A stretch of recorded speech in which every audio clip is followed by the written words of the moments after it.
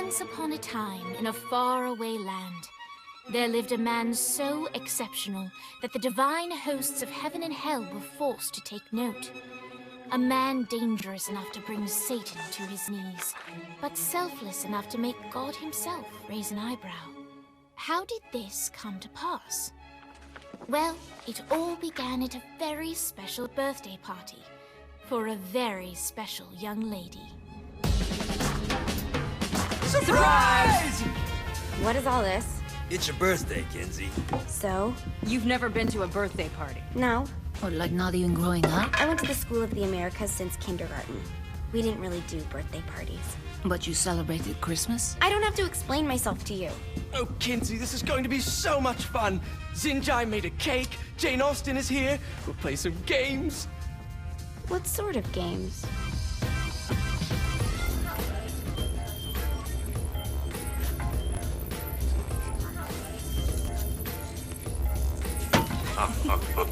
So you celebrate birthdays by trafficking with spirits? It's spooky and fun. It's a bunch of letters. It's tradition. Every slumber party has to involve a spirit board. Slumber party? How's it work? We ask it a question, and the spirit of the board will reveal the answer. How? Yeah, someone pushes the pointy thing to wherever they want. Wait, can we go back to you and your slumber parties? No time. All right. Everyone put their hands on the cursor. Cursor. I feel the magic already. All right. Will the President/God Emperor for life ever choose a partner to reign alongside them? No. Ooh, someone's getting married. Shut up, Matt. Who will tame the president's wild heart? What are you guys trying to spell? I'm not moving it. That's the spirit, Kinsey. I'm serious. I'm not moving it either. Neither am I. Jezebel? Who the fuck?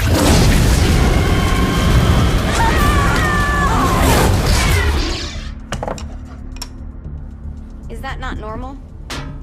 Where'd you get the board? I was going through Zignac's artifact collection and found it there. Who did it belong to? Aleister Crowley? Christ. Guys? I think it's laughing at us. Fuck this. I think you're a smart enough piece of wood to see where this is going. Now, you ready to cooperate? That's more like it. You think we can trust it? It's not like we got a lot of options. So what's the plan? We mount up and go in after the boss? No, I do. No sense in what's left of humanity walking right into a death trap. Someone's gotta live to tell the story. That's a stupid plan, Johnny. I'm leaving you in charge. Hell of a plan, Johnny. Are you serious? I'm coming too. Are you kidding me? How do you plan to come back? I try not to sweat the details. You need someone with you that does. No. It's my birthday. Fine. Alright then. You know where my friend is?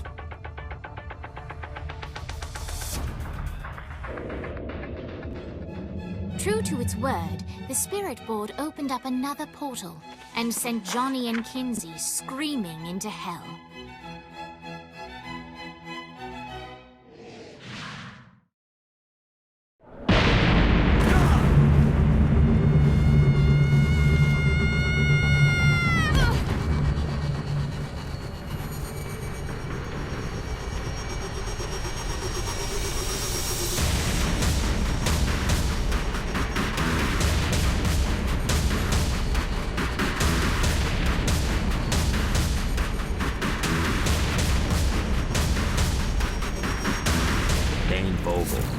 Ultor's behind this, I know it. Ultor and the Saints haven't been enemies in years. You really think he's responsible? You don't know him like I do. The boss put him through a window for a reason. The reason was the boss was kind of fucking crazy back then. That's a fair point. You know how much easier this would be if we just found a car? You know how much easier this would be if you just gave me a second? Don't make me get stabby.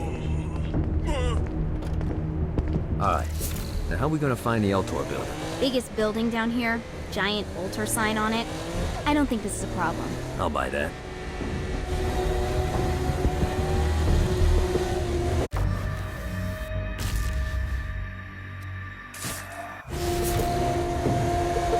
This reminds me of that one time I killed a lot of people.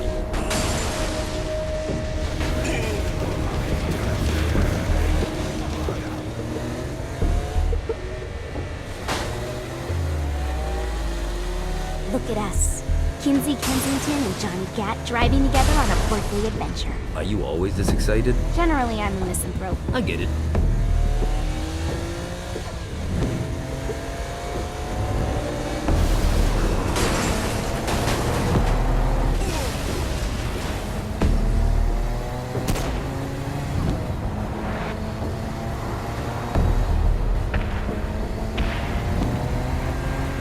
So this is hell. Not as bad as I thought. It kind of reminds me of Steelport.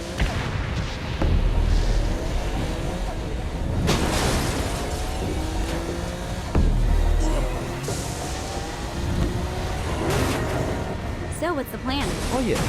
I'm gonna shoot him in the face unless he gives us the boss back. What if Dane doesn't have the boss? I'll probably still shoot him in the face.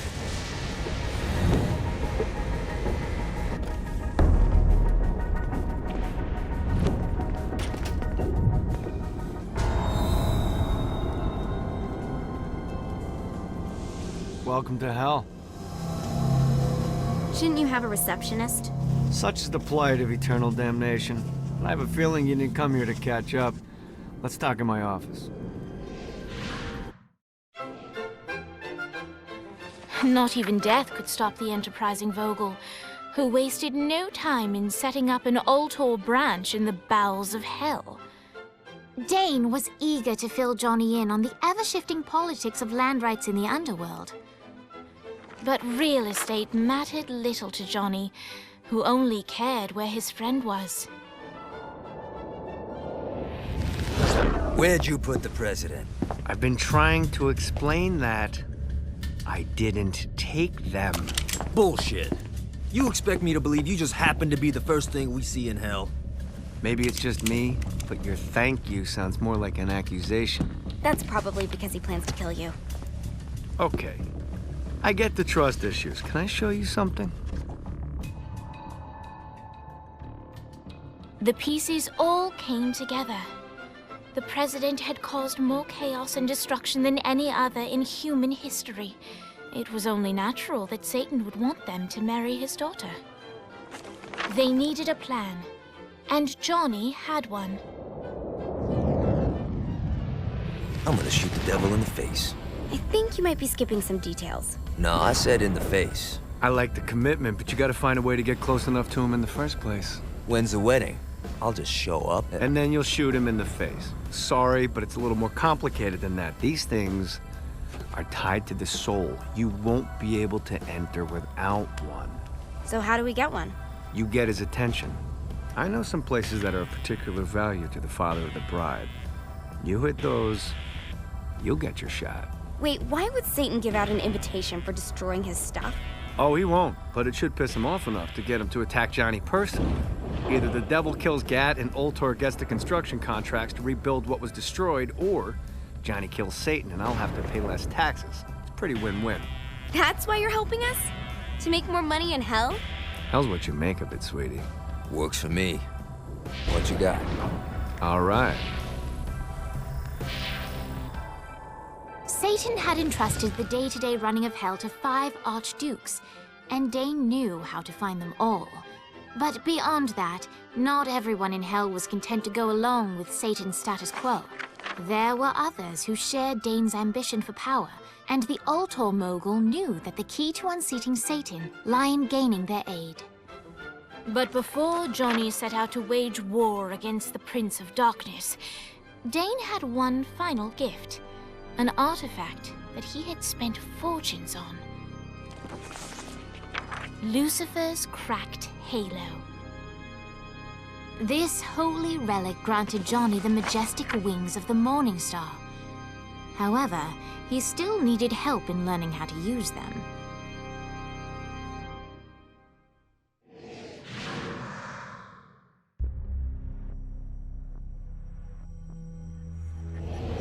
Alright, you got me out in the sticks, now what? Would it kill you to show a little excitement? You're about to experience angelic flight, for Christ's sake. Dane. Someone... Great. Now you should have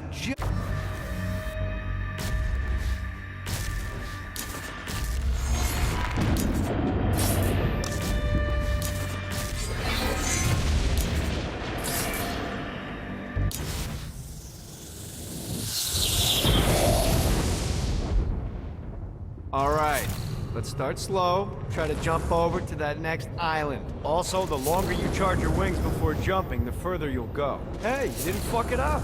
Good job. Now get up that cliff. Now it's time to fly. You heard of crawling before walking? Well, in this case, you need to jump before you can fly. Launch yourself in the air with a jump, and then hold your wings out. You'll have to dive to reach the next island. Do that by pointing your head down. Don't worry, the rest of your body will follow.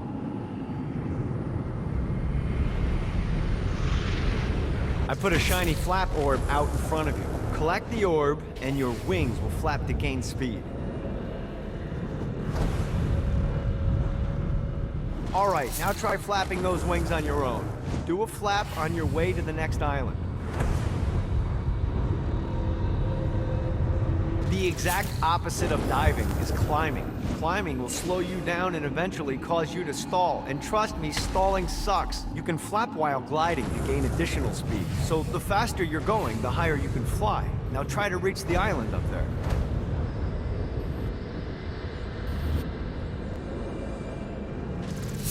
All right, time to take the training wheels off for the final lesson. Flying takes stamina. If you run out in midair, you are going to drop like a rock. A stupid. Let's get you back to the Ultor building. I want to run through all the stuff you can do to hurt Satan. Sure thing. See you soon. Here's the deal. If you want some FaceTime with Satan, you need to get his attention. Now, Satan hates being challenged, so anything you do to undermine his control is good.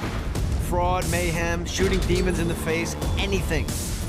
You can keep track of Satan's wrath with this handy meter. Get it high enough and you'll be having drinks with Big Red in no time. I've compiled a list of shit to do, so take a look and do whatever sounds fun. Oh, one more thing. We have some potential allies down here. Trust me, you want to impress them.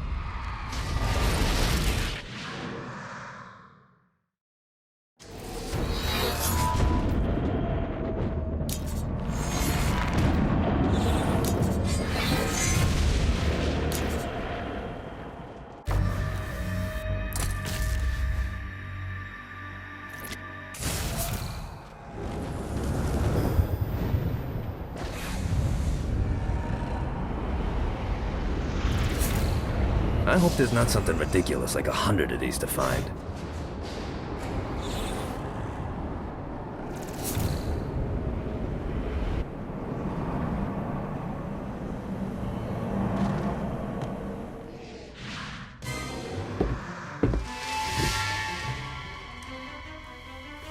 Abandoned ship!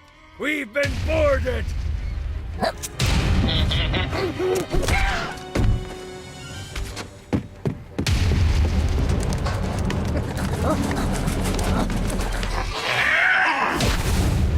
Get these damn things off my ship!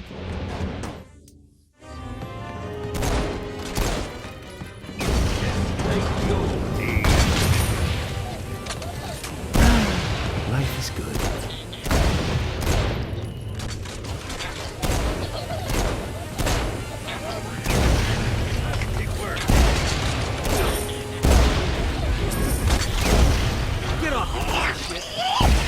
Note to self, find a way to control lightning.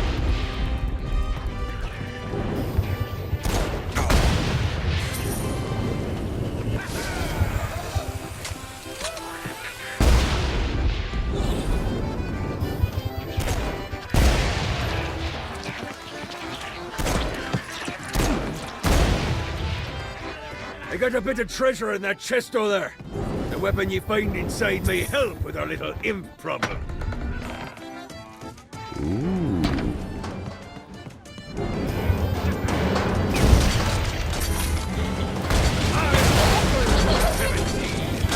No, not another one of these.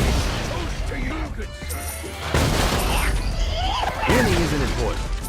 It's the body count.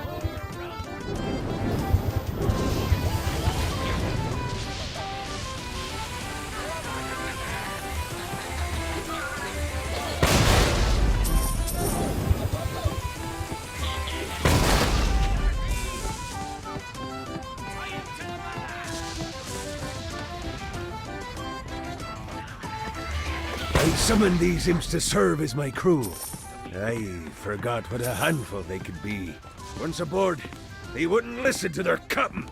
They ran amok in the bowels of the ship.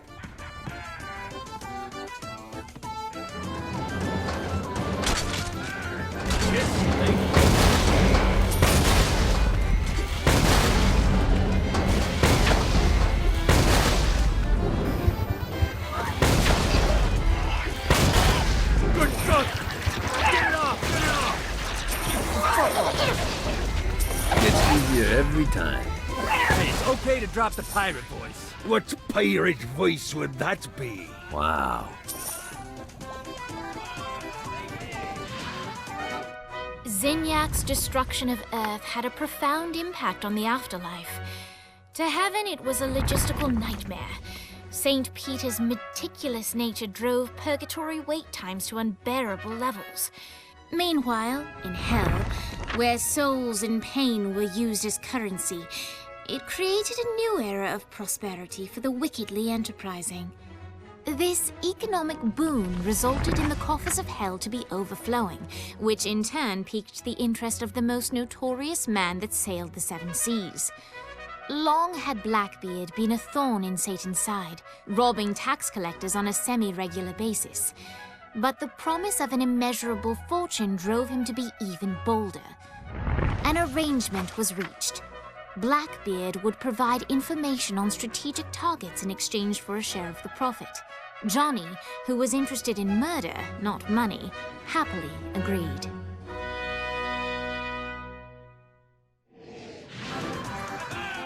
Grant ye the ability to summon my crew whenever they're needed.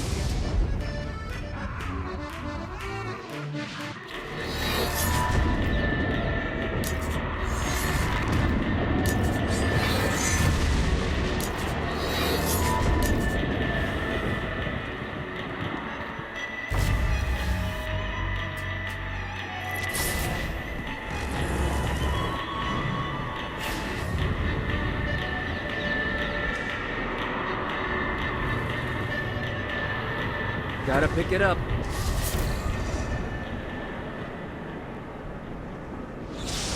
I raided a Sinterpol office and found information on where the president is being kept. Evidently, they've been trapped in some sort of soul crystal inside Satan's palace. Breaking in is an impossibility. Your best bet to save them is to continue to try to draw Satan out of his palace.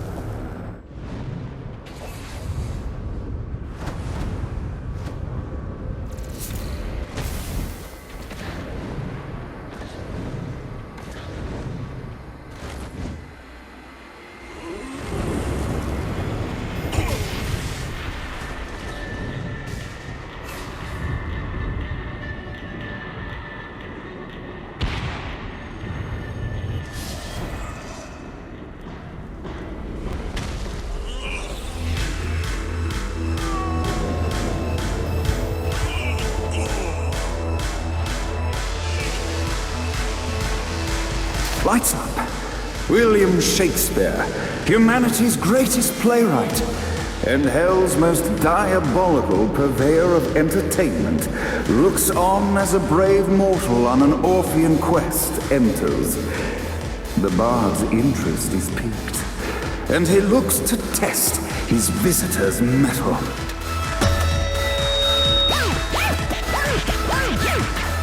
The masked tragedies were used to enemies cowering as they approached. But soon they realized that they faced a foe with courage and nobility, traits uncommon in the fires of perdition.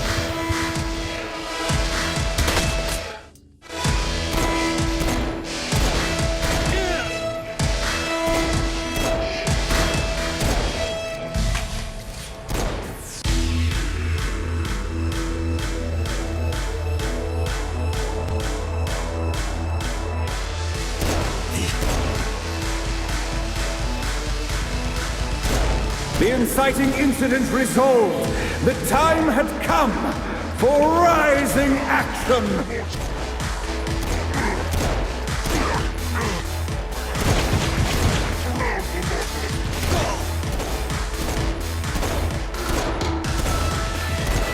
The battle raged on below, and as bullets and blood flew, the bard arched a curious eyebrow. Could this mortal be the exact thing that Shakespeare needed?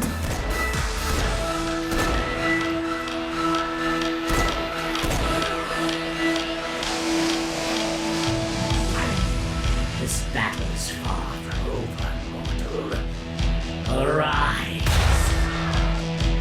And now, Act 3!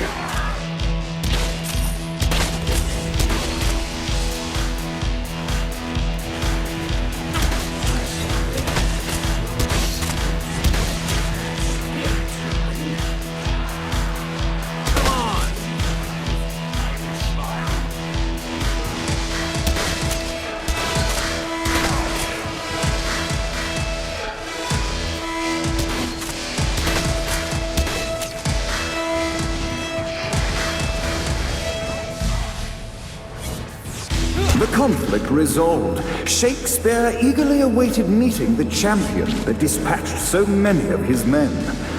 Undoubtedly, they were here for the bard's aid, and while happy endings were not a thing found in hell, Shakespeare always had a soft spot for comedies. In the land of the living, William Shakespeare is regarded as one of the most prolific playwrights of all time.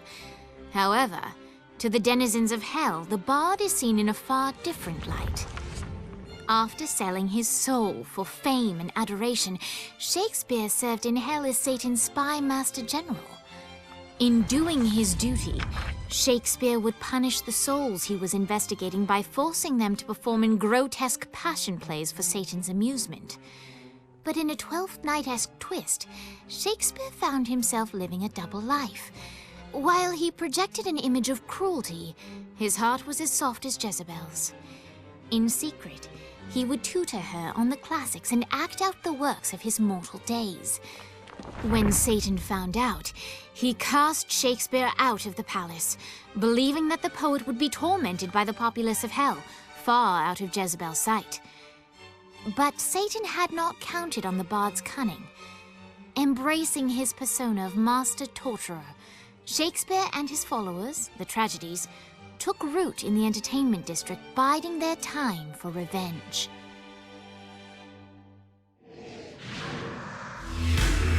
And so Shakespeare called forth the Deus Ex Machina to bestow our protagonist with the arcane power of Force Stomp.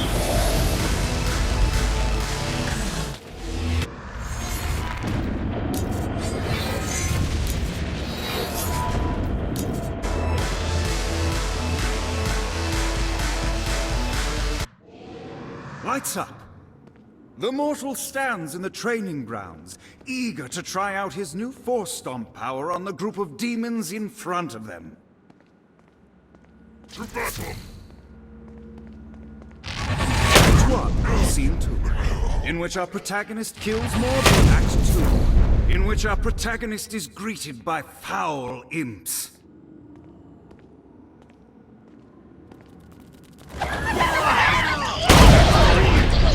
Our protagonist learns that Force Stomp even works on flying enemies, enabling them to remove the Dark Inciter's shield. The day is won, and the curtain closes on our noble hero.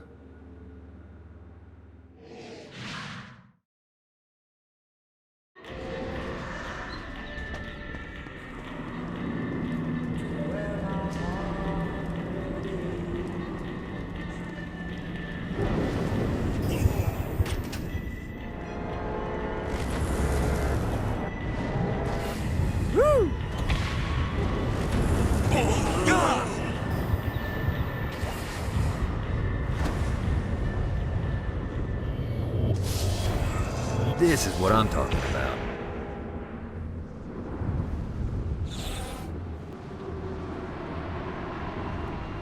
Need the rest of wings.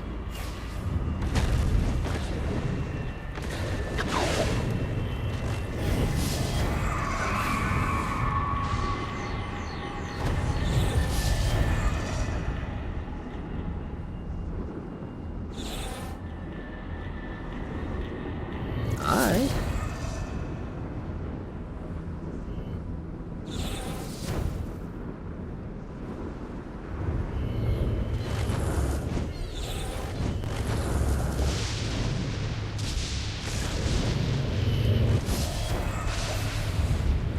Let's see what these things can do.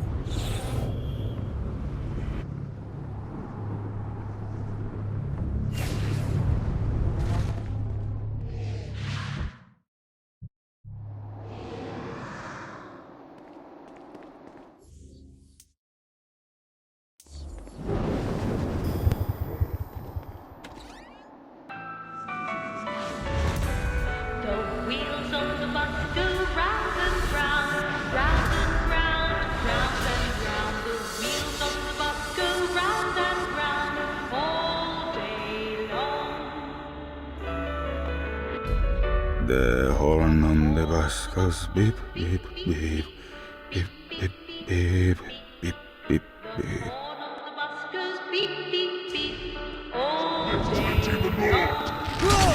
Keep it coming.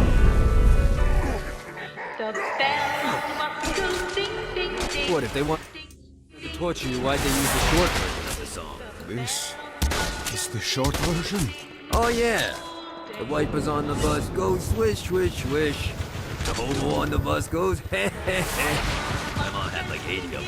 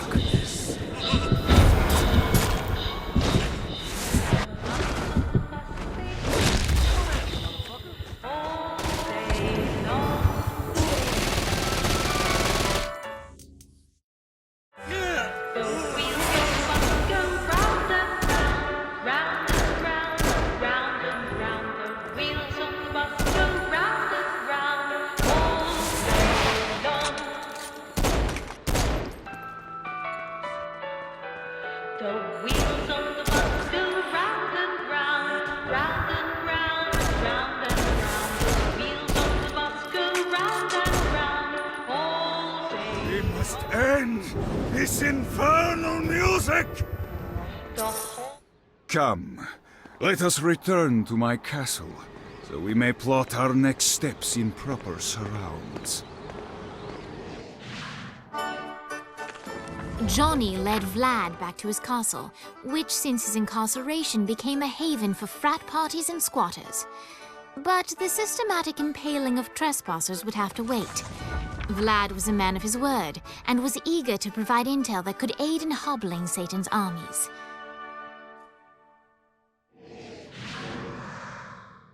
I bestow upon you the Stygian cold fire.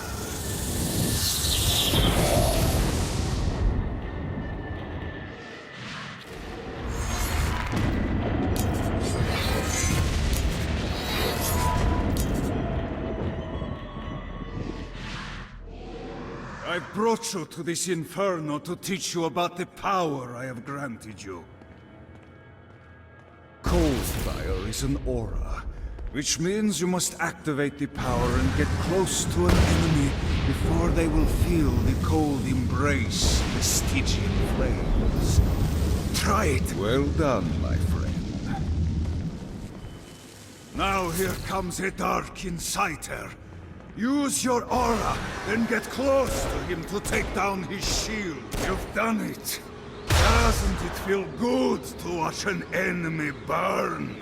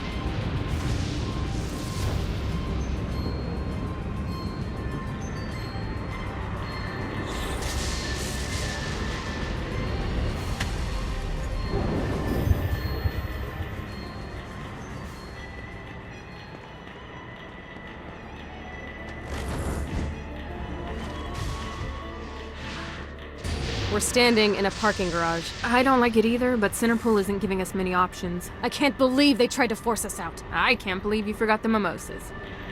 I think we have bigger problems. I don't think you realize how much I love mimosas. I can't help but notice that people are trying to kill you. Yeah, they're really big on that here. What did you do? Is now really a good time? We can wait until we're done shooting people. Well, I'm great at multitasking. Remember when we offered you a deal on that airplane and you responded by killing everyone? Yeah. It's like that, but worse.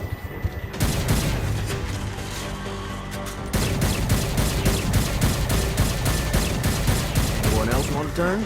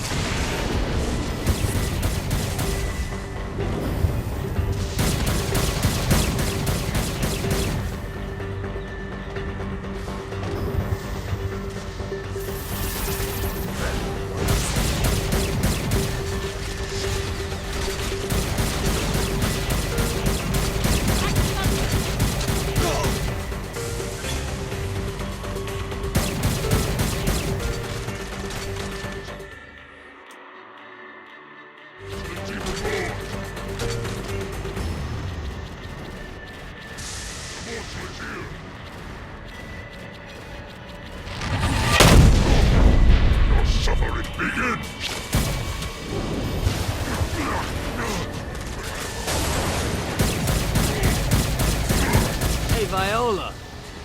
Thought you should know that Kinsey misses you. Really? That's so sweet. Who's Kinsey? You remember Kinsey. She was that hacker that Matt Miller hated. Isn't she crazy? You know, she really grows on you.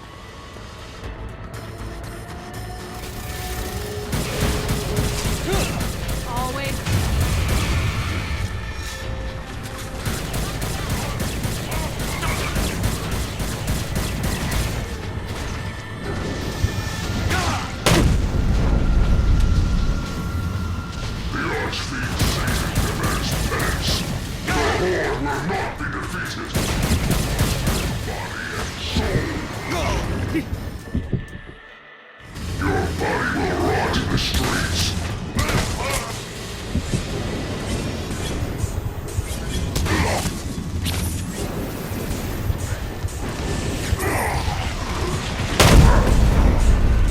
That's all hell's got to offer?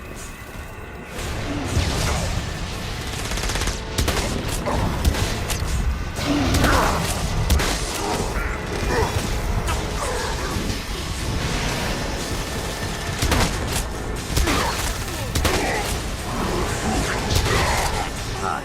Let's get you two back to Dane. Hooray. After being reunited in hell, Kiki and Viola wasted no time in doing what they do best: facilitate the running of businesses. However, the De Winter sisters' success did not sit well with other would-be power players in hell. The sisters' operations all came under attack at once, forcing them on the run. Soon, the twins found themselves on the receiving end of an offer they couldn't refuse. After all, it was better to own 1/5 of something than to be dead.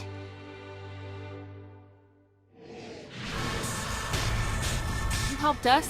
Now let us help you. Here's a little something made popular by another group of sisters, the Gorgons.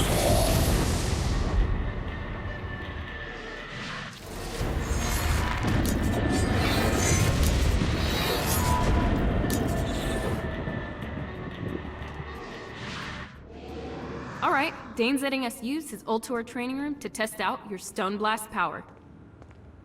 So go ahead and blast these demons to turn them to stone. After they're petrified, you can use your pistol to shatter them.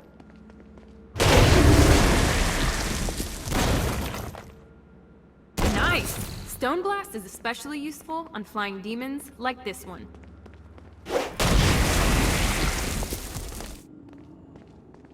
All right, now let's see you drop a few more.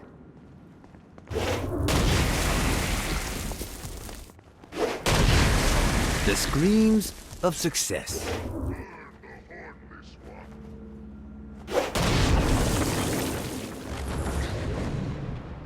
A blast will also take down the shield of a Dark Insider, leaving it vulnerable to gunfire. Take this Dark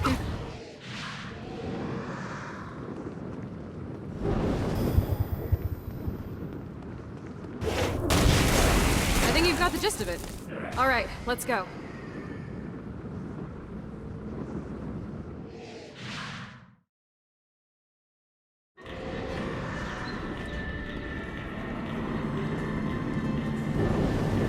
I like working with the De Winters. Smart and capable people are in short supply down here.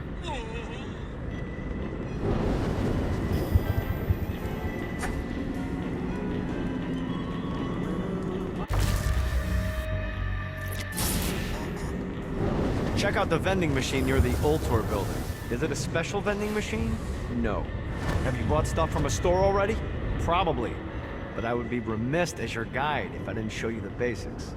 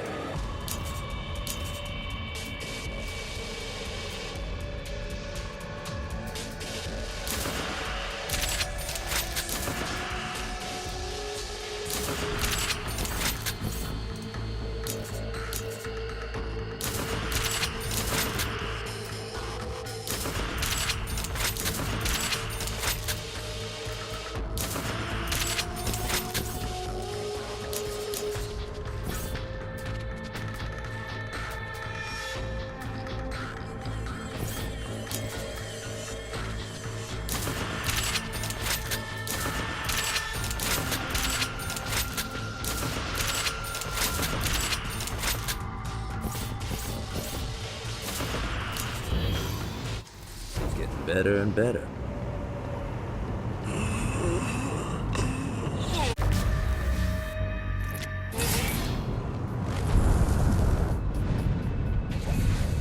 Let's see what these things can do.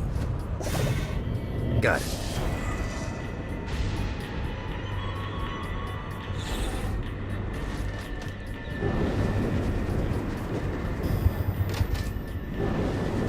The Forge is prime real estate in hell. This smoggy shithole is located over the richest mineral veins in the afterlife. You want to hurt Hell's infrastructure? Here's where you do it. I'm not into Shakespeare's whole creepy mask thing. Reminds me too much of that sex party I went to.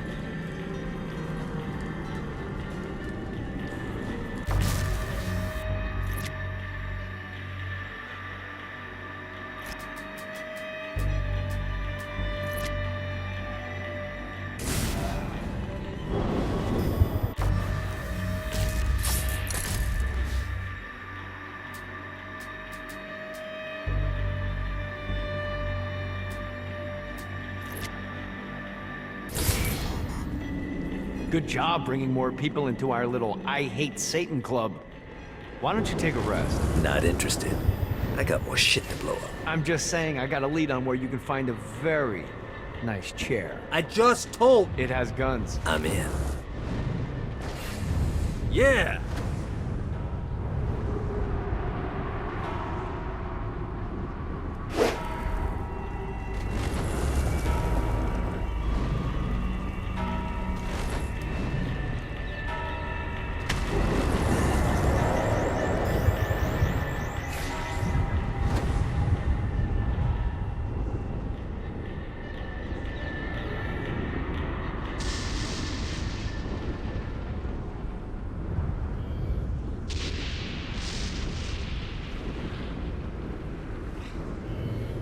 Alright, where's the chair? I don't know. Oh, for fuck's sake, Dane. Look, I got you this far. Just search the rooftops, okay? Life is good.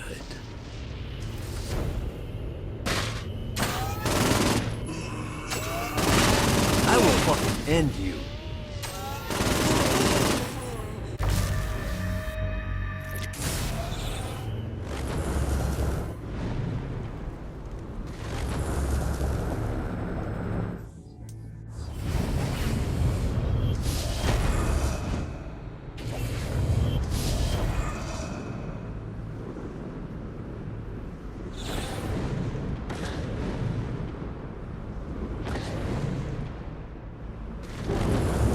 Alright.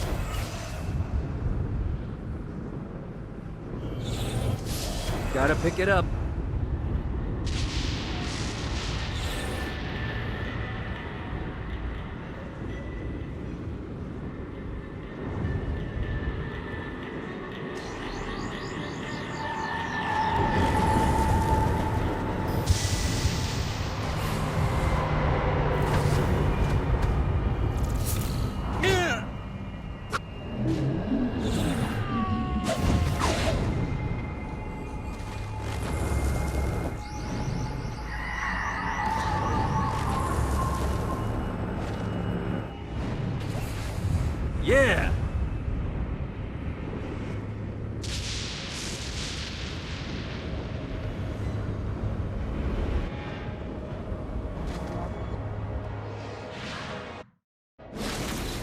My lawyer, Legal Lee, figured out a way to get some gold-level clients a fast track out of hell. The more abuse you put these guys through, the more years we can shave off. Lee suggested running clients through the designated intersections to boost their punishment.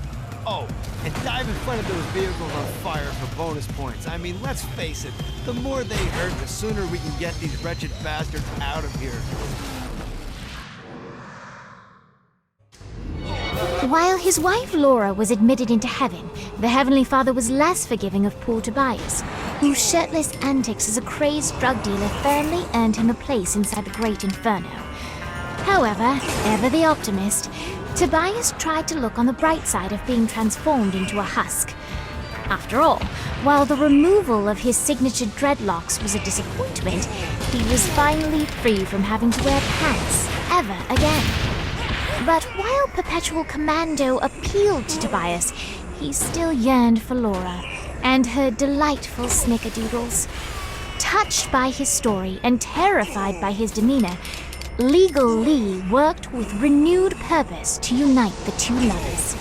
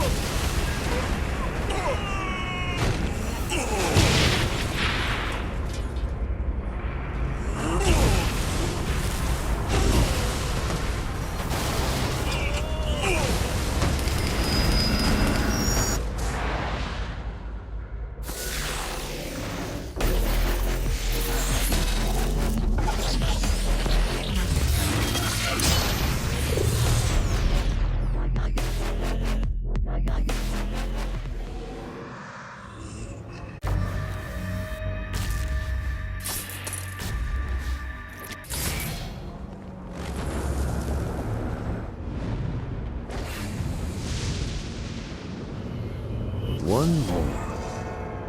Woo!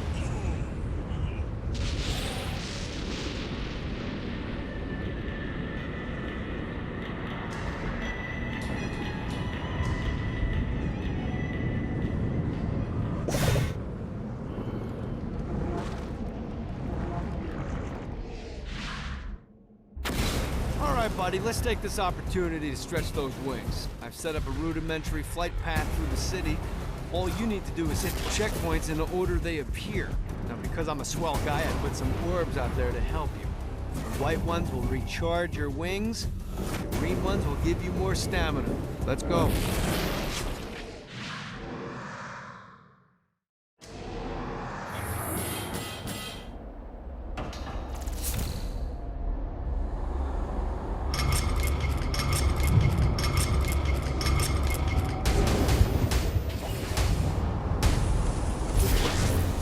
God, this feels good.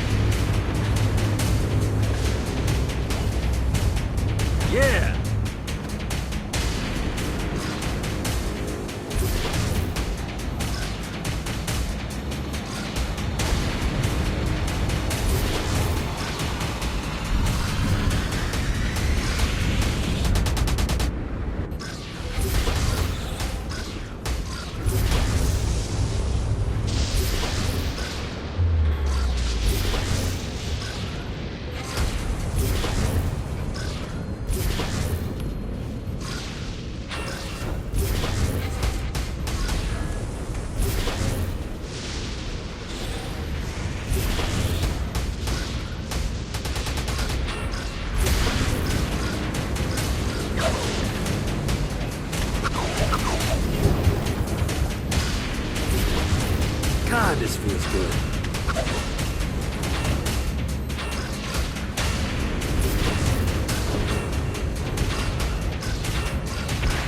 Yeah!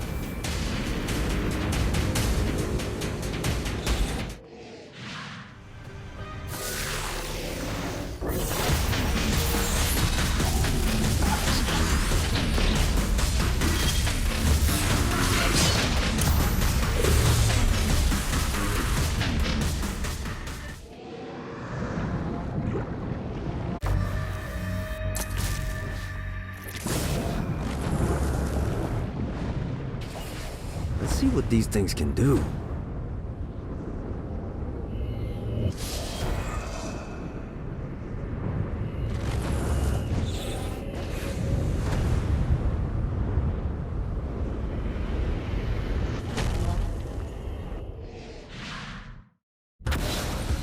Okay, I have a thought on how we can get the attention of Satan, and I really think you're gonna like this one. Blow the shit out of everything, and I mean everything! Demons, cars, fences are real popular. Just tear this place apart.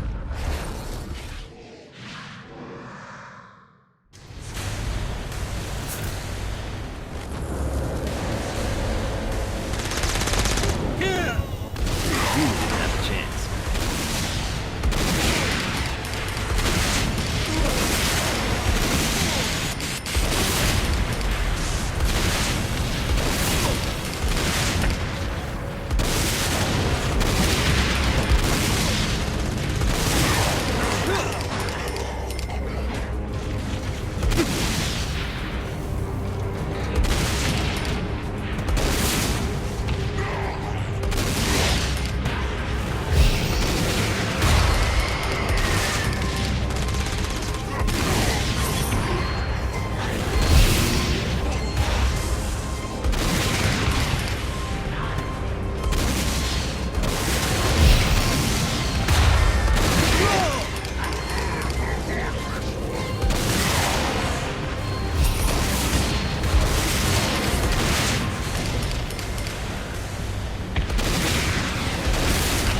All day.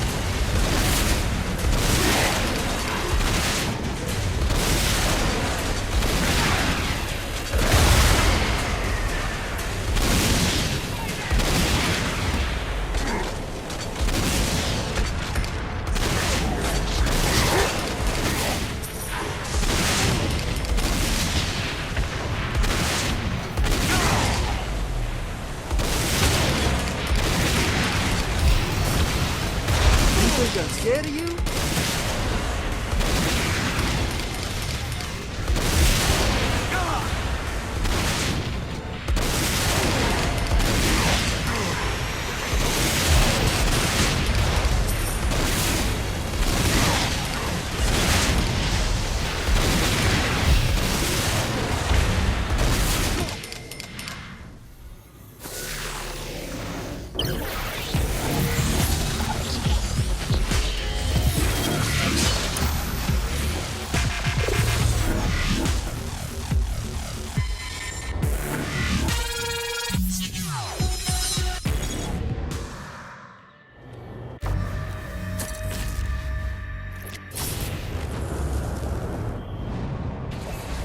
Yeah!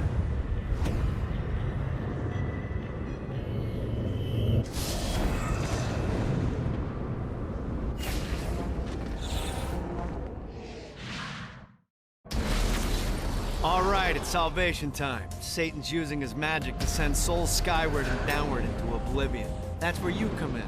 Catch the falling souls before they hit ground and use an arcane blast to free the souls rising upward. Of course, once you do that, you'll still have to catch them before they drift off to their death. Speed is key here.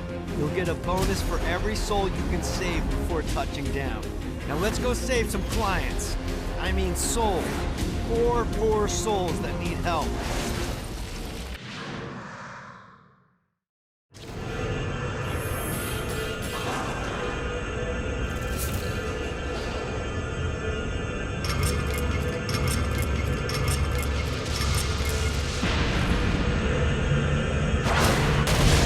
Now's the time to collect as many souls as I can.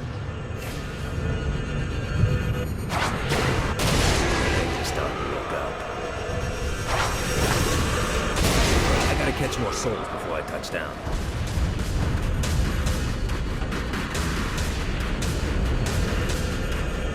If I want to keep the momentum going, I gotta stay in the air.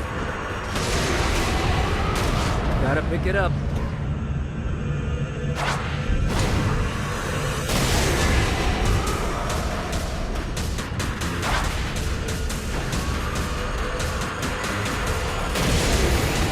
I lose the combo when I touch the ground? How gamey is that?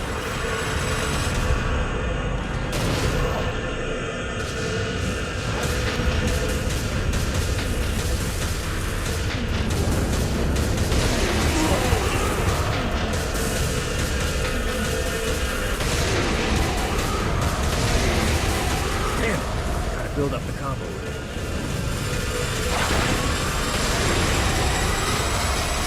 Shit, I had a good thing going there.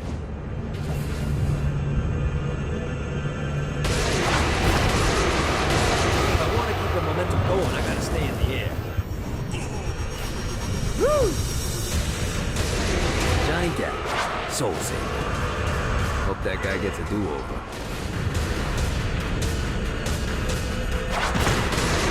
Starting to look up.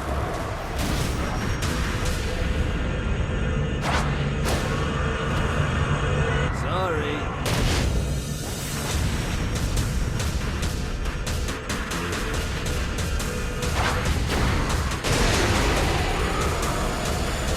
Damn it. Gotta build up the combo a bit.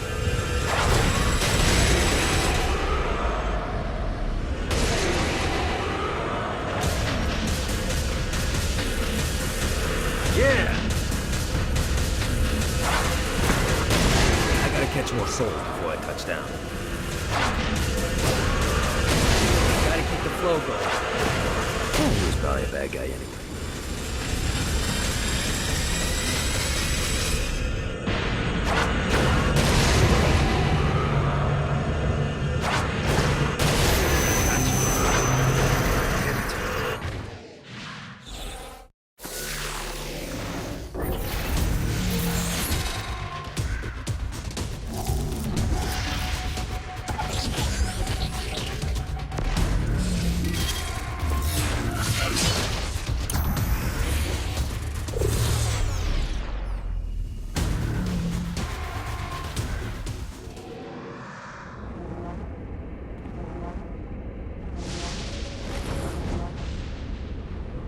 I don't want to fight you, Johnny. That was a long time coming.